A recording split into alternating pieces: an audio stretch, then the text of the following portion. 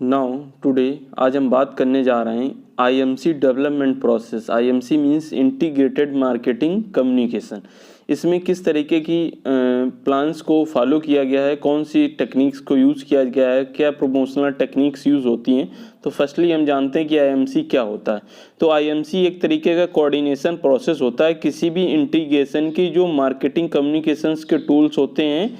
जैसे कि मान लीजिए कोई भी टूल्स है कम्युनिकेशंस का, उसके थ्रू जो भी एवेन्यूज़ हैं, फंक्शंस हैं, उनके साथ जो किसी भी कंपनी का जो कम्युनिकेशन का प्रोसेस होता है on the way of further communication dealing process, वो हमारे जो भी कम्युनिकेशन पे उसको इम्पेक्ट डालता है। किसी भी कंज्यूमर्स हैं या जैसे एंड्स कंज्यूमर्स हैं तो उनकी कंपनी के उनके प्रोग्राम्स को कंसेप्ट को on the basis of communication से डील करता है। तो इसमें वेरियस कैटेगरीज को फॉलो किया गया है, जैसे कि प्लानिंग है, एग्जीक्यूटिंग है, इवेल्युएटिंग है, कंट्रोलिंग है। तो एक काफ़ी तरीके की प्रमोशनल मिक्स स्ट्रेटजीज़ हैं, एलिमेंट्स हैं जिनको हम लोग यूज़ करके अपने कस्टमर्स को, अपने ऑडियंस को टारगेट करते हैं, उसके थ्रू अपनी मार्केटिंग को हम इंक्रीज़ करते हैं on the basis of different process. तो चलिए नेक्स्ट स्टेप में देखते हैं कि आईएमसी प्लानिंग मॉडल यहाँ पे हमने दिया हुआ है। जैसे कि प्लानिंग मॉडल किस तरीके से फॉलो होता है from starting review marketing plan से मॉनिटर वैल्यू तक। तो फर्स्ट पॉइंट पे हमने देखा कि रिव्यू ऑफ मार्केटिंग प्लान है, पहले में प्लान डिसाइड करना है, फिर उसके बाद प्रमोशनल प्लान सिचुएशन एनालिसिस बनानी होगी, उसके बाद जो हमने एनालिसिस बनाई थी उसका हमें कम्युनिकेशन प्रोसेस करना होगा, उसके कम्युनिकेशन प्रोसेस को फॉलो करने के बाद हम लोग बजट डिटर्मिनेशन करेंगे और एनालिसिस कम्युनिकेशन प्रोसेस और बजट डिटर्मिनेशन एक दूसरे से इंटर रिलेट करते हैं। नाउ बजट डिटर्मिनेशन जो है हमारा वो रिलेट करेगा develop integrated marketing communication programme से। इसको हम लोगों ने कई कैटेगरीज में डिवाइड कर रखा है, जैसे कि यहाँ पर दिया हुआ है कि एडवर्टाइजिंग्स है, सेल्स प्रमोशंस है, पब्लिक रिलेशंस है, पब्लिसिटी है, पर्सनल सेलिंग है, डायरेक्ट मार्केटिंग, इंटरनेट इंटरेक्टिव है। तो इस बेसिस पे इनको अलग अलग टेक्निक्स के साथ डिवाइड किया गया है। जैसे एडवर्टाइजिंग को एडवर्टाइजिंग ऑब्जेक्टिव्स के हिसाब से, मैसेज स्ट्रेटजी के हिसाब से, फिर इसी सेल्स प्रमोशंस को सेल्स प्रमोशन ऑब्जेक्टिव्स के हिसाब से, सेल्स स्ट्रेटजी के हिसाब से, ऐसे ही सभी को इसको publicity, relation, selling, direct marketing, internet marketing, इन सब बेसिस को डिवाइड किया गया है। उसकी बेसिस पे इनको चेक किया गया है कि जो हमारा इंटीग्रेट और इम्प्लीमेंट का प्रोसेस है मार्केटिंग कम्युनिकेशन की स्ट्रेटजी में, वो किस तरीके से हम उसको मॉनिटर करेंगे, मॉनिटर करने के बाद हम किस तरीके से उसको इवेल्युएट करेंगे, इवेल्युएट करने के बाद हम उसको इंटीग्रेटेड मार्केटिंग कम्युनिकेशन प्रोग्राम में किस तरीके से कंट्रोल करने के बाद यूज़ करेंगे और डिफरेंट टेक्निक्स के साथ सिचुएशन एनालिसिस करते हुए अपने ऑब्जेक्टिव्स के साथ हम फॉलो करेंगे। नाउ नेक्स्ट देखते हैं कि रिव्यू मार्केटिंग प्लान क्या होता है। तो यहाँ पर हमें पता है कि जो भी हम प्रोसेस मार्केटिंग के ऑब्जेक्टिव्स हैं जब उनको एग्जामिन करते हैं, यानी जांच परख करना, जब उनको जांचते हैं परखते हैं कि हमारे किस तरीके से मार्केटिंग प्लान्स होंगे, ऑब्जेक्टिव्स होंगे, उसके बाद जो हमारी एडवर्टाइजिंग और प्रमोशनल की स्ट्रेटजीज होती हैं उनको हम लोग फॉलो करते हैं।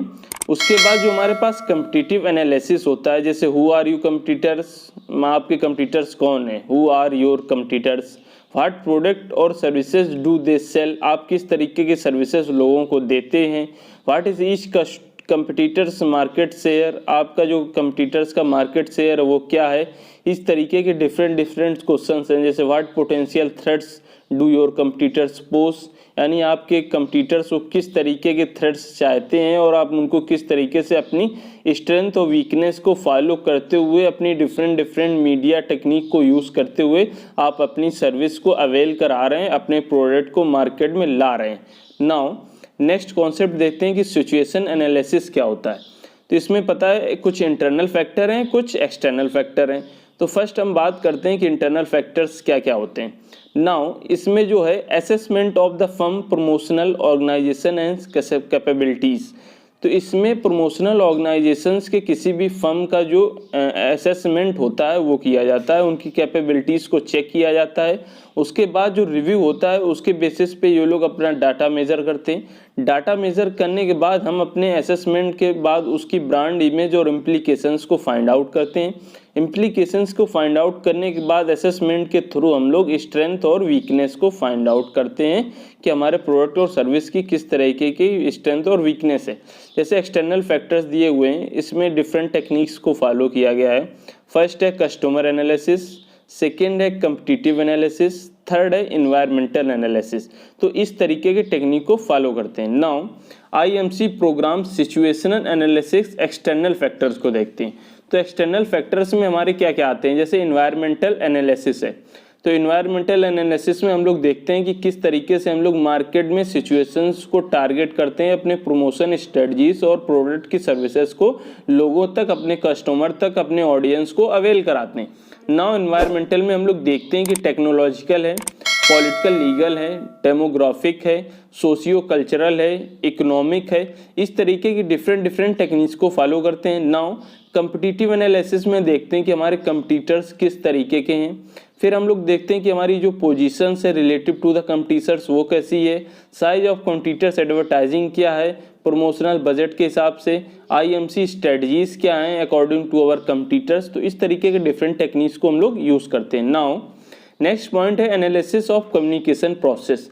तो जो हम लोग कम्युनिकेशन प्रोसेस यूज़ कर रहे हैं ऑन द बेसिस ऑफ किसी भी फर्म या किसी भी कंपनी या किसी भी प्रोडक्ट या किसी भी सर्विस को लेकर, उसको हम लोग एनालिसिस करते हैं। किस हिसाब से, combination of source, message, channel factors for communicating with target audience.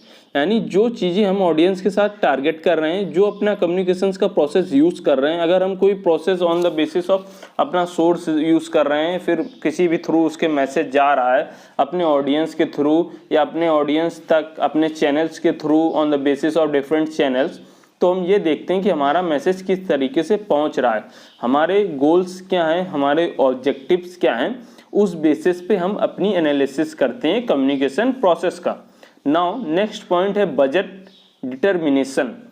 तो इसमें हम लोग देखते हैं कि जो हमारे पास टेंटेटिव मार्केटिंग कम्युनिकेशन का बजट है उसको किस तरीके से अफोर्डेबल करेंगे, उसका मेथड जो परसेंटेज के सेल्स मेथड हैं उनके किस तरीके से टेक्निक को यूज़ करेंगे। कम्पिटिटिव बेस्ड बजट होते हैं कुछ हमारे जिनको हम लोग यूज़ करते हैं, कुछ ऑब्जेक्टिव्स होते हैं, कुछ टास्क मेथड होते हैं जिनको हम लोग यूज़ करते हैं। यूज़ करने के बाद डिफरेंट टेक्निक्स को फॉलो करते हैं। डिफरेंट टेक्निक्स को फॉलो करते हुए डिफरेंट सिचुएशंस के हिसाब से हम लोग अपने स्टार्टिंग पॉइंट को एज आईएमसी प्रोसेस के थ्रू मार्केटिंग मिक्स को यूज़ करते हुए अपनी मार्केटिंग स्ट्रेटजी का एलोकेशन करते हैं और अपने बजट का डिटर्मिनेशन करते हैं।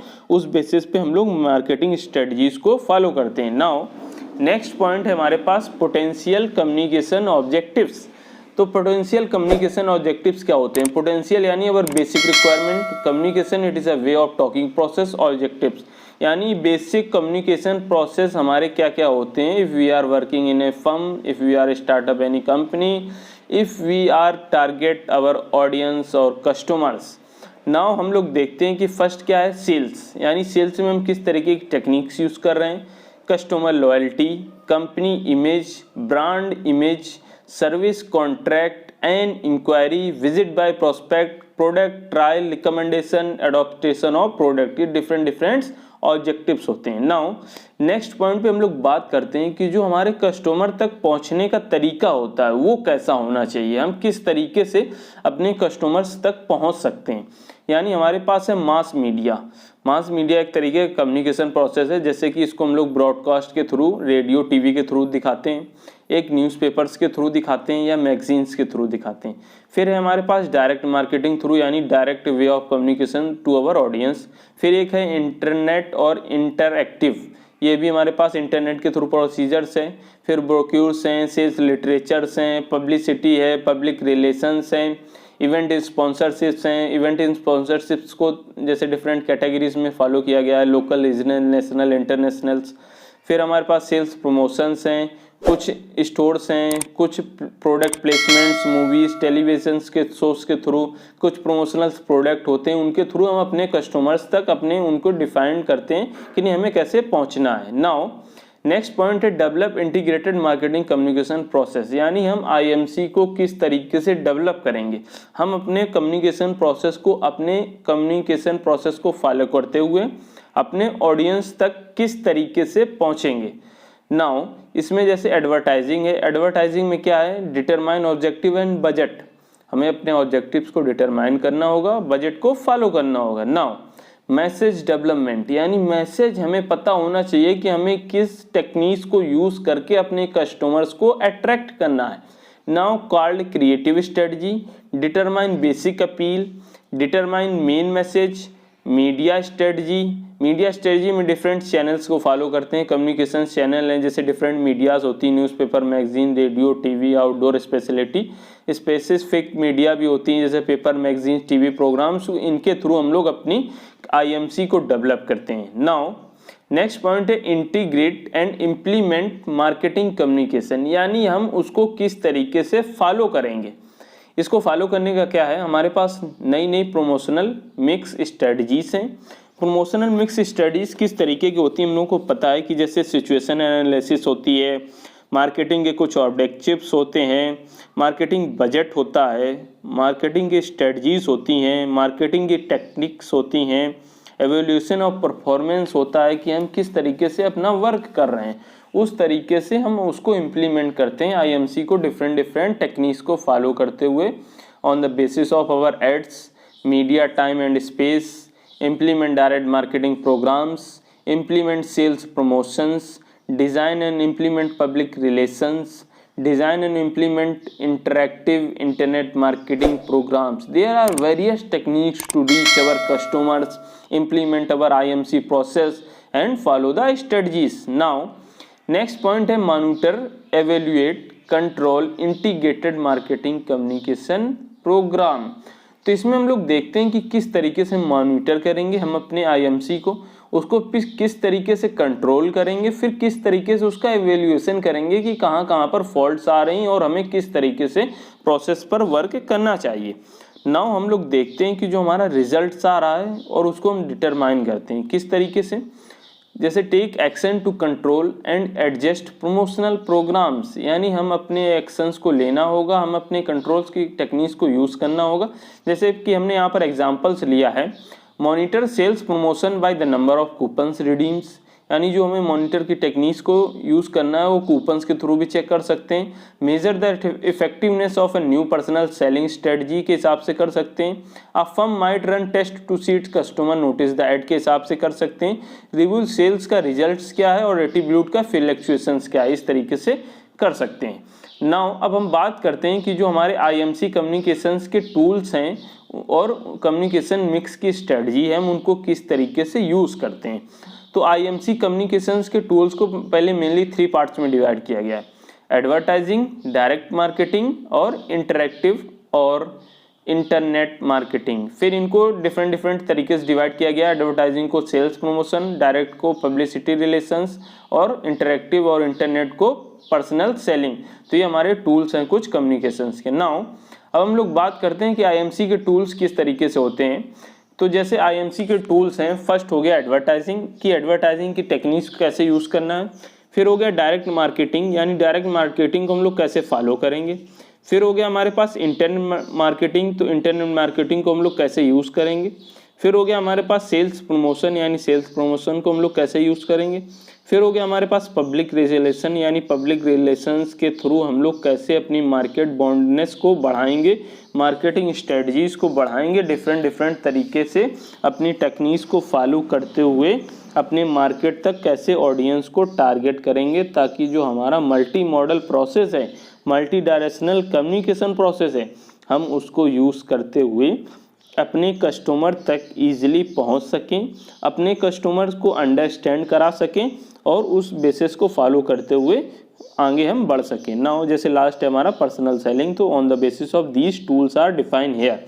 नाउ नेक्स्ट कॉन्सेप्ट है हमारा कि एडवर्टाइजिंग क्या होता है। तो एडवर्टाइजिंग हम लोग को पता है कि कोई भी paid of non personal communication about any organisation, product हो, सर्विस हो, आइडिया हो, by an identified sponsors.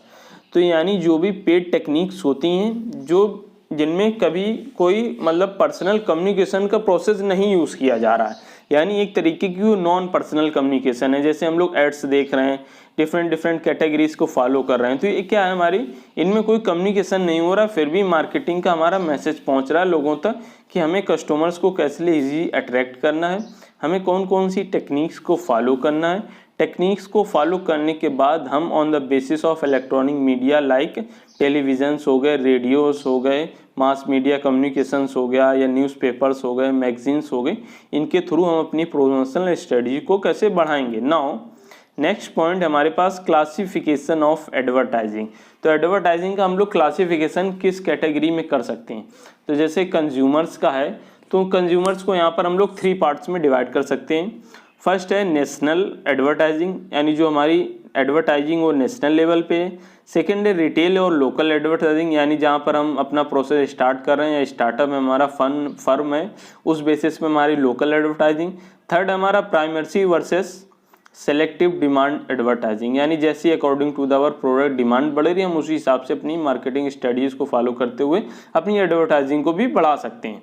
Now हमारे पास ऑर्गेनाइजेशन को 3 पार्ट्स में डिवाइड किया गया है। B2B यानी business to business advertising, promotional advertising जैसे फॉर डॉक्टर्स के लिए होती है, इनकी कुछ एडवर्टाइजिंग इनके लिए प्रोमोशनल वे में करनी होती है, तभी हमारे कस्टमर्स तक, तभी हमारे ऑडियंस तक पहुंच पाती है। नाउ लास्ट पॉइंट है that is our trade advertising, for wholesalers के लिए होती है, डिस्ट्रीब्यूटर्स के लिए होती है। तो ये हमारे कुछ प्रोसेस थे कंज्यूमर्स के और ऑर्गेनाइजेशंस के। नाउ हम लोग बात करते हैं advantage and disadvantage of advertising. तो एडवांटेज क्या क्या हो सकते हैं, जैसे कि advertiser control the message, advertiser को अपना मैसेज कंट्रोल करना होगा किस तरीके से, फिर किस तरीके से कंट्रोल कर सकता है, क्या क्या डिफरेंट तरीके हो सकते हैं। Cost effective way to communicate with large audience, यानी लार्ज ऑडियंस तक, ज़्यादा लोगों तक अपना मैसेज किस तरीके से पहुंचाएगा। इफेक्टिव वे क्या होंगे, ब्रांड इमेज और सिंबॉलिक अपील्स को डील करने के साथ साथ अपनी कंपनी की ब्रांड इमेज को कैसे बढ़ाना है। Often can be effective way to strike response chord, यानी जो हम प्रोसेस फॉलो कर रहे हैं उसका हमारा रिस्पॉन्स क्या आ रहा है, यानी अगर हम मार्केटिंग कर रहे हैं, अगर हमने एक जगह 100 ऑडियंस को टारगेट किया तो हमारा वहाँ का रिस्पॉन्स क्या है। नाउ इसके कुछ डिसएडवांटेज हैं, जैसे high cost of producing and running ads, ज़्यादा हम अपनी कॉस्ट को प्रोड्यूसिंग में नहीं लगाना चाहिए और रनिंग्स को एड्स को ज़्यादा नहीं देना चाहिए, उससे कस्टमर्स का कुछ बोरिंग क्रिएशन भी प्रोड्यूस होता है अगर हम अपने प्रोडक्ट को सही से डिफाइन नहीं कर रहे हैं। नाउ जैसे क्रिएटिबिलिटी प्रॉब्लम्स हैं, क्लटर हैं, डिफ़िकल्टीज इन डिटरमाइन इफेक्टिवनेस हैं, तो ये हमारे कुछ टेक्निक्स हैं जिनको हमें फॉलो करनी पड़ेंगी और देखना पड़ेगा एडवर्टाइजिंग में इस तरीके से यूज़ करते हैं। नाउ हम लोग बात करते हैं कि इनका जो बजट मेथड होता है एडवर्टाइजिंग का वो क्या हो सकता है। अब हम लोग देखते हैं कि परसेंटेज ऑफ सेल्स मेथड है, तो यहाँ पर इसमें किस तरीके की टेक्निक्स यूज़ होती है। फिर टास्क एंड ऑब्जेक्टिव मेथड है, यहाँ पे क्या यूज़ होगा। कम्पिटिटिव पैरिटी मेथड है, अफोर्डेबल मेथड है, अ परसेंटेज ऑफ रेवेन्यू है। तो इसमें हम लोग देखते हैं कि जो हमारे पास मार्केटिंग का प्रोसीजर है, कोई भी बाइंग का सिस्टम है, प्रोडक्ट और सर्विस को लेकर हम लोग कंडक्ट कर रहे हैं, जो भी ऑनलाइन रिसर्च देख रहे हैं कि हमें किस तरीके से न्यू साइट्स के हिसाब से अपने कस्टमर को टारगेट करते हुए on the basis of different communication process हमें कैसे अपने मार्केट में पहुंचना है, मार्केट में अपनी ब्रांड को बढ़ाना है। नाउ नेक्स्ट देखते हैं कि परसेंटेज ऑफ सेल्स मेथड क्या है। तो यहाँ पर जैसे हमने डिफाइन कर रखा है ऑलरेडी, हमने आप लोगों के लिए कोई भी प्रोसेस को मतलब इजीली अंडरस्टैंड करने के लिए हमने हर मेथड को सिंपली डिफाइन किया हुआ था, ताकि आप लोग इजीली समझ सकें, कोई भी प्रोसेस में दिक्कत ना हो।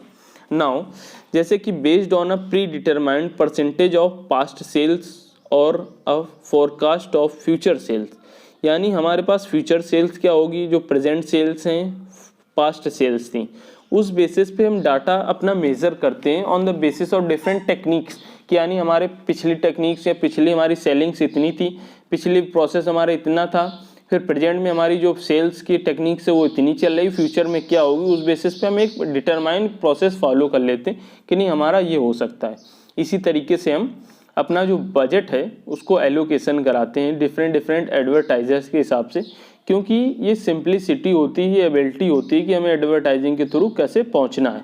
Now management usually determines the budget percentage figure which is based on company historical और प्रीवियस इमेज। तो इस तरीके से ये मैनेजमेंट को हमें फॉलो करना होता है। नाउ नेक्स्ट प्रोसेस है हमारे ऑब्जेक्टिव एंड टास्क मेथड। तो ऑब्जेक्टिव मेथड क्या होता है? Way of allocating fund to advertising based on the desired result, the result that must be taken to achieve those result and the project cost of reach। यानी जो हमारे पास method है, जो हम टेक्निक यूज़ कर रहे हैं एडवर्टाइजिंग में, हमें उसमें देखना है जो हमारा कस्टमर्स का एक्सपेक्ट है, जो कस्टमर्स की हमारी इंफॉर्मेशंस हैं, सर्विसेज हैं, वो इजीली पहुंच पा रही हैं या नहीं पहुंच पा रही हैं। उनको हमें देखने के बाद हमें ये चेक करना होता है कि हम किस तरीके से अपने कंज्यूमर्स को टारगेट कर रहे हैं, किस तरीके से उनकी सिचुएशंस को फॉलो कर रहे हैं, उसके हिसाब से डिफरेंट टेक्निक्स को फॉलो करते हैं। उसी तरीके से अफोर्डेबल मेथड है जैसे कि procedure use to set advertising budget. तो इस तरीके की भी प्रोसेस को, टेक्निक्स को फॉलो करते हुए हम अपने कस्टमर्स को, ऑडियंस को टारगेट करते हैं। नाउ अब हम लोग बात करते हैं कि सेल्स प्रमोशन के टेक्निक्स को कैसे यूज़ करेंगे।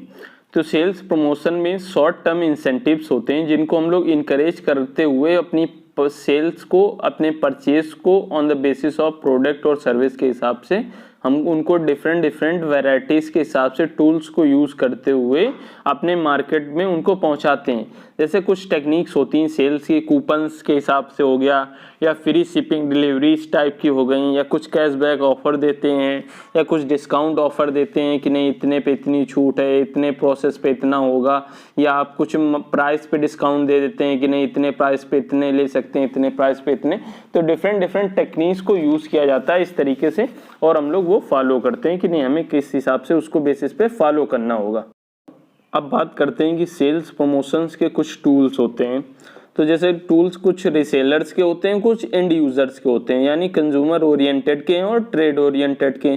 तो कंज्यूमर ओरिएंटेड्स के क्या क्या टूल्स हो सकते हैं? जैसे सेल्स में जो प्रमोशन स्ट्रेटजीज में यूज़ किए जाते हैं कि कुछ कूपन्स के थ्रू होते हैं, कुछ सैंपल्स के थ्रू होते हैं, कुछ प्रीमियम्स होते हैं, कुछ कॉन्टेस्ट स्वीपस्टेक्स होते हैं, रिफंड्स टाइप के होते हैं, या कुछ प्रोग्राम्स किए जाते हैं, या कुछ इवेंट्स रखे जाते हैं जिनको हम लोग अपने कस्टमर्स को, अपने कंज्यूमर्स को सेटिस्फाई करा सकें।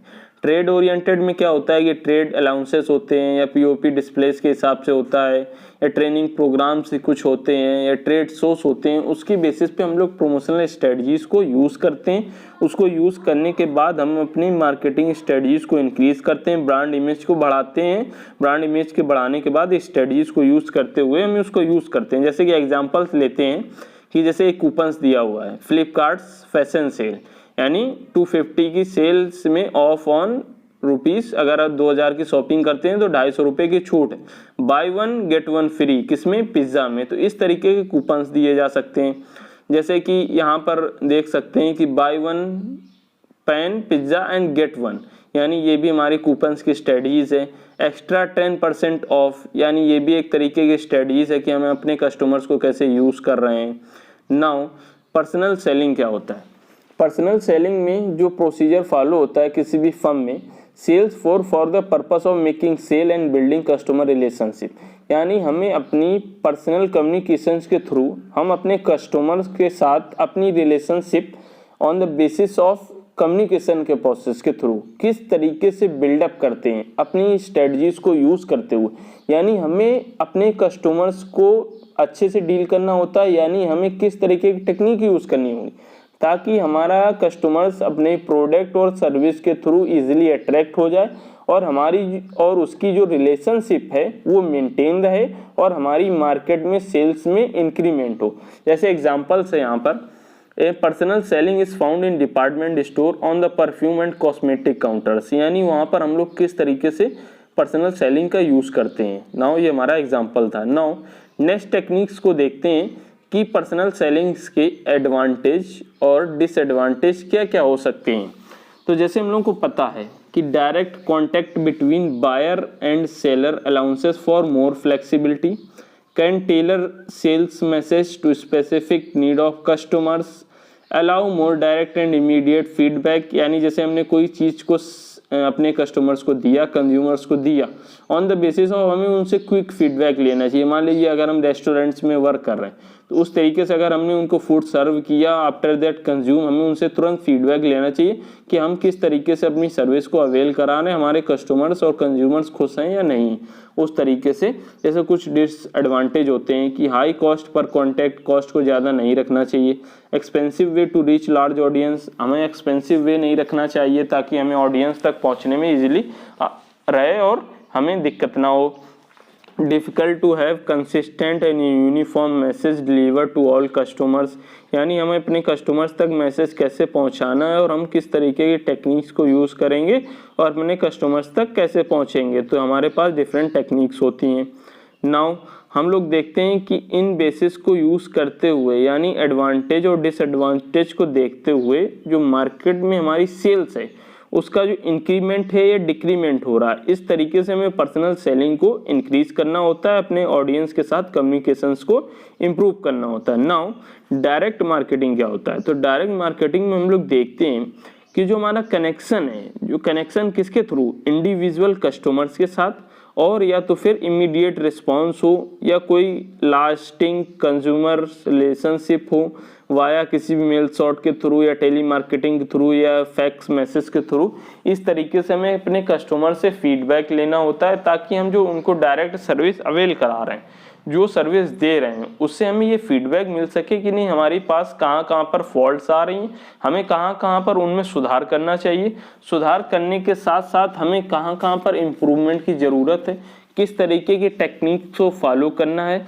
उस तरीके से हम अपने टॉप पिक 5 फैक्टर्स को यूज़ करते हुए, अपनी स्ट्रेटजीज़ को फॉलो करते हुए अपने मार्केट में अपना गोल डायरेक्टेड करते हैं और अपने कस्टमर्स तक पहुंचते हैं। तो इस तरीके से हम अपनी टेक्निक्स को यूज़ करते हैं। नाउ नेक्स्ट पॉइंट हमारे पास डायरेक्ट मार्केटिंग के एडवांटेज और डिसएडवांटेज क्या हो सकते हैं।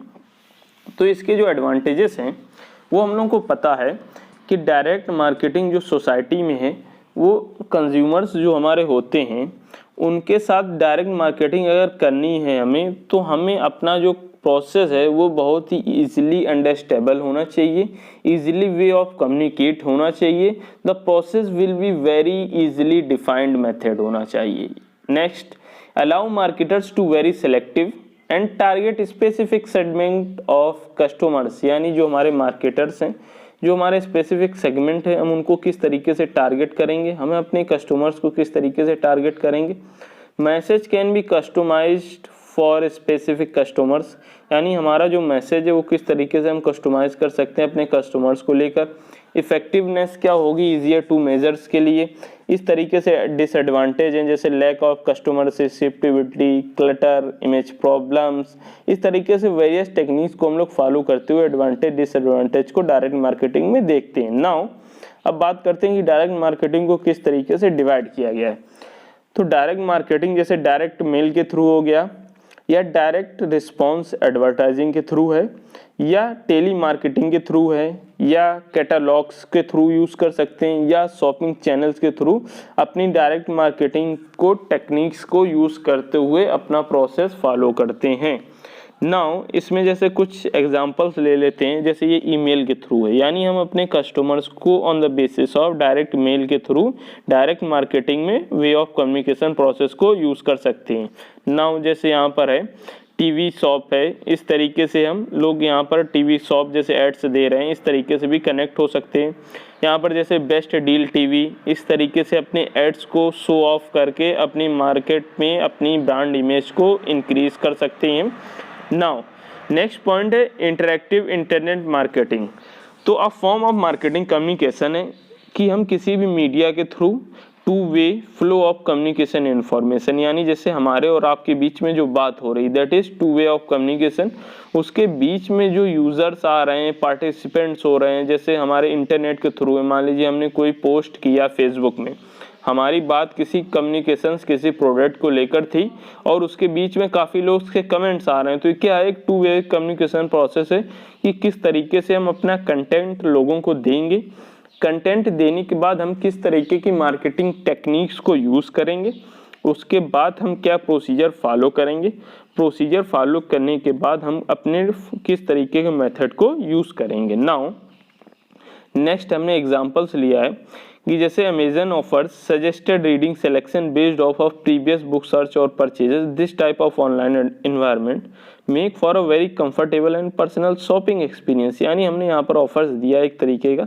कि जो भी रीडिंग्स के प्रोसेस के लोग हैं या पर्सनस हैं, हम उनको कुछ ऑफ दे रहे हैं, कुछ छूट है। उस छूट के बेसिस पे अगर आप परचेजिंग करते हैं तो आपको इजीली शॉपिंग एक्सपीरियंस में कोई प्रॉब्लम नहीं होगी, आप इजीली कंफर्टेबल रहेंगे, उस बेसिस पे आप अपनी शॉपिंग कर सकते हैं। तो एक टारगेट कस्टमर्स को, ऑडियंस को अट्रैक्ट करने का तरीका है। नाउ इंटरनेट मार्केटिंग, तो इंटरनेट मार्केटिंग में इसको किस किस बेसिस में डिवाइड किया गया है। जैसे द इंटरनेट है, एजुकेट्स और inform customers, a persuasive advertising medium, a sales tool और एन एक्चुअल सेल्स। तो ये सब हमारे सिंपल टॉपिक्स हैं, आप लोग समझ ही रहे होंगे कि इनमें कोई मतलब समझाने वाला प्रोसेस नहीं है, इजीली अंडरस्टैंड कर सकते हैं। फिर जैसे इनको डिफरेंट तरीके से डिवाइड किया गया है कि obtain customer database information, communicates and interactive buyers, provide customer service support, build maintain customer relationship. तो ये टेक्निक्स हैं हमारी। नाउ नेक्स्ट पॉइंट है हमारे कि इंटरनेट मार्केटिंग के एडवांटेज क्या होंगे और इसके डिसएडवांटेज क्या होंगे। तो इसमें हम लोग जो प्रोसेस यूज़ करते हैं कि can be used for a variety of IMC functions. जैसे हमने जो फंक्शंस स्टार्टिंग में पढ़े थे कि planning, promotional techniques, strategy, sales marketing, sales promotions, उसके थ्रू हम marketing objectives, marketing strategies, marketing tactics, evaluations, इस तरीके से यूज़ करते हुए हम अपने डिफरेंट फंक्शंस को फॉलो करते हुए यूज़ करेंगे कि एडवांटेज डिसएडवांटेज क्या होते हैं। जैसे interactive nature of the internet level to higher of involvement होना चाहिए। फिर can provide large amount of information about customers, हमें अपने कस्टमर्स को प्रोडक्ट के थ्रू अच्छी इन्फॉर्मेशन देनी चाहिए। इसी तरीके से डिसएडवांटेज भी हैं कि हमारे अटेंशन किस तरीके का होगा, एड्स लो होने चाहिए, डील कस्टमर इंटरनेट के थ्रू, तो हम ऐसी टेक्निक्स को यूज़ करते हैं। नाउ पब्लिसिटी और पीआर, यानी पीआर मीन्स पब्लिक रिलेशन। तो हम अपनी पब्लिक के साथ किस तरीके से रिलेशनशिप को बिल्ड करेंगे, अपने कस्टमर्स को कैसे सेटिस्फाई करेंगे, किस तरीके का कम्युनिकेशन प्रोसेस यूज़ करेंगे, उसको यूज़ करने के बाद जो हमारे पास फेवरेबल रिलेशनशिप हैं या एम्प्लॉयज़ हैं या शेयर होल्डर्स हैं या मीडिया सप्लायर्स हैं या गवर्नमेंट हैं या इन्वेस्टर्स हैं या फाइनेंशियल इंस्टीट्यूशंस हैं या सोसाइटी इन जनरल से, हम उसको देखते हुए किस तरीके का प्रोसीजर फॉलो करेंगे ताकि जो हमारे पब्लिक रिलेशनशिप है वो बिल्ड हो सके। बिल्ड होने के बाद हमारे जो रिलेशनशिप है वो मेंटेन रहे, उसको देखते हुए हम डिफरेंट टूल्स को देखते हैं और जो हमारे पास नॉन पर्सनल कम्युनिकेशन प्रोसेस होता है और नॉन पेड फॉर्म होता है उसको हम कहीं भी अपीयर ना होने दें और अपने डिफरेंट टेक्निक्स को यूज़ करते हैं। नाउ जैसे एग्जाम्पल्स हमने लिया है कि Hero to ride with young this festive season, यानी एक बाइक एडवर्टाइज दिया गया है कि अगर आप राइड करते हैं, युवा पर्सन्स हैं, तो आप हीरो किस तरीके से यूज़ करते हैं। तो यहाँ पर एक इन्होंने अपना एग्जाम्पल्स दिया हुआ है। नाउ जैसे एक एग्जाम्पल्स है फ्लिपकार्ट का, ये फ्लिपकार्ट में इन्होंने अपनी सेल्स प्रमोशंस को यूज़ करते हुए on the basis of direct marketing के थ्रू अपने इन्होंने सेल्स दिया हुआ है कि टाइमलाइंस दी हुई हैं, उसकी फुल इन्फॉर्मेशंस दी हुई हैं, किस तरीके से आपको फॉलो करना है, उस तरीके से आपको परचेस करना है। नाउ पब्लिसिटी व्हीकल्स, इसको किस किस पार्ट्स में डिवाइड किया गया है। जैसे फीचर्ड आर्टिकल्स होते हैं, प्रेस रिलीज होती है, इंटरव्यूज़ होते हैं, स्पेशल इवेंट्स होते हैं, प्रेस कॉन्फ्रेंस होती, तो डिफरेंट टाइप्स के यूजेस करते हुए हम लोग अपनी पब्लिसिटी व्हीकल्स को स्ट्रॉन्ग करते हैं और कम्युनिकेशन प्रोसेस को यूज़ करते हैं। नाउ स्पॉन्सरशिप क्या होता है, relationship in which an organisation, यानी हमारी जो रिलेशनशिप है ऑर्गेनाइजेशंस में हम किस तरीके की यूज़ कर रहे हैं, हम जो रिसोर्सेस हैं उनको किस तरीके से यूज़ कर रहे हैं, हमारी जो एक्टिविटीज़ हो रही हैं हम उनका एक्सचेंज अपने कस्टमर्स के साथ किस तरीके से एक्सचेंज कर रहे हैं, हमारे पास जो स्पॉन्सरशिप है उसको हम यूज़ करते हुए अपना परचेज मेथड कैसे फॉलो कर रहे हैं, उसको फॉलो करते हुए हम अपने ऑडियंस के साथ कैसे पहुंचेंगे, उसको यूज़ करते हुए हम अपनी टेक्निक्स को कैसे फॉलो करेंगे, हम अपने ऑडियंस के साथ कैसे पहुंचेंगे। तो ये हमारे डिफरेंट टेक्निक्स होती हैं, इनको हम जैसे ऑडियंस के तक पहुंचना है तो स्पॉन्सरशिप को फॉलो करके हुए हमें अपने एड्स को देना होगा, अपने ऑडियंस को ईजिली अट्रैक्ट करना होगा, कुछ इवेंट्स कराने होंगे। इस तरीके से हमने कुछ एग्जाम्पल्स लिए हैं, जैसे कि यहाँ पर एनडीटीवी में इन्होंने दिया कि सपोर्ट माय स्कूल, यानी इनका स्कूल्स है, इन्होंने अपना स्पॉन्सर किया, पीछे कोको कोला का भी दिया हुआ है। जैसे बिग बॉस में क्या है, स्नैपडील में स्पॉन्सरशिप की। बिग बॉस चैनल था, इन्होंने अपनी प्रेजेंट्स स्नैपडील, यानी एक स्पॉन्सरशिप है जिनके थ्रू अपने लोग जैसे इनका चैनल देखेंगे, बिग बॉस देखेंगे, यानी स्नैपडील का भी प्रमोशन हो रहा है और बिग बॉस का ऑलरेडी लोग अपना शो ऑफ कर रहे हैं। तो इस तरीके की स्पॉन्सरशिप होती है। जैसे यहाँ पर कोई भी टास्क दिया गया है कि जैसे जो भी टास्क है उसमें टास्क करने के बाद हमने किस तरीके से स्नैपडील को यूज़ करते हुए यहाँ पर शो ऑफ किया है, और शो ऑफ करने के बाद देखा कि यहाँ पर कैसे यूज़ करते हैं। तो ये हमारे डिफरेंट टेक्निक्स थे। अगर आपने अभी तक हमारे चैनल को सब्सक्राइब नहीं किया तो प्लीज़ सब्सक्राइब करें और बेल आइकन को दबाना बिल्कुल भी ना भूलें। इसी तरीके के वीडियोज़ के साथ जुड़े रहें। Thank you very much.